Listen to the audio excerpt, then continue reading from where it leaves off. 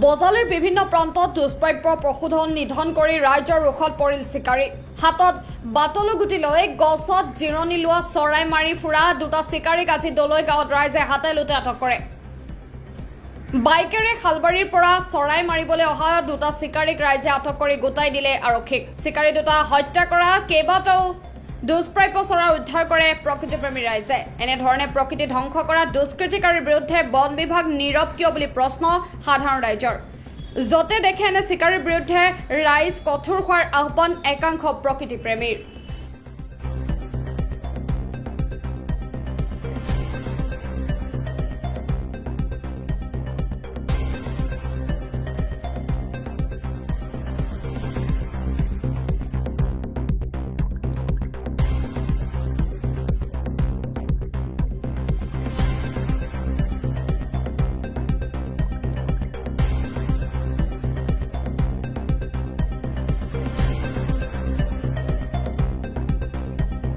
ইফালেদি যাই আছিলো, যাই থাকোঁতে মানে আহাক ভল্টেজ লৈ মানে কিবা চিকাৰ কৰি থকা দেখছো। দেখা পাই মই ফিৰি আহিলো। ফিৰি অহাৰ পিছত মই তাহাক মানে মনাহীত চালো, মনাহীত কি আছে। মনাহীত যি চাওঁ মানে কপৌ চৰাই এনেহেনকে বহুত চৰাই আছে। চৰাই থকাৰ পিছত তাহাক ৰখিবলৈ দিলো। মই ৰখিব কওঁতে তাহো পলাই দিলে। পলাই দিয়াৰ পিছত মই বহু জেগা খেদি তাহাক ধৰিছো, মানে বাগৰাই দিছো গাড়ীৰ পৰা। কি কয় দাদা, এই এনেকুৱা ঘটনা এটা হৈছে?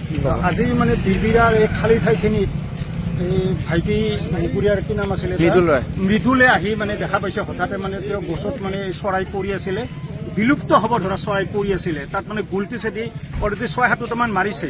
তেওঁ আহি খেদি আহি আমাৰ হালগিৰি ঘাটত তেওঁ এই মানে দুৰ্বৃত্ত দুটা কৰায়ত্ব কৰিছে। তেওঁলোকৰ ঘৰ আছিলে খালবাৰী, টেংগাবাৰী খালবাৰী, তাত আছিলে। তাৰ পৰা তেওঁ পলাব খোজোতে তেওঁ গাড়ীৰ পৰা ঢেকা মাৰি দি তেওঁক আৱদ্ধ কৰি ৰাখি পুলিচত খবৰ দিছে।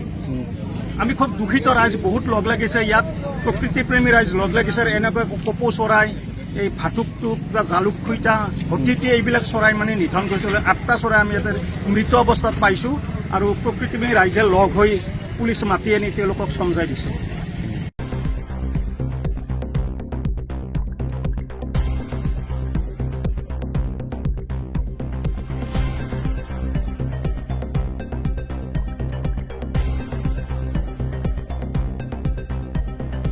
বজালিৰ পৰা অখেন্দ্ৰ তালুকদাৰৰ ৰিপৰ্ট, আছাম 15।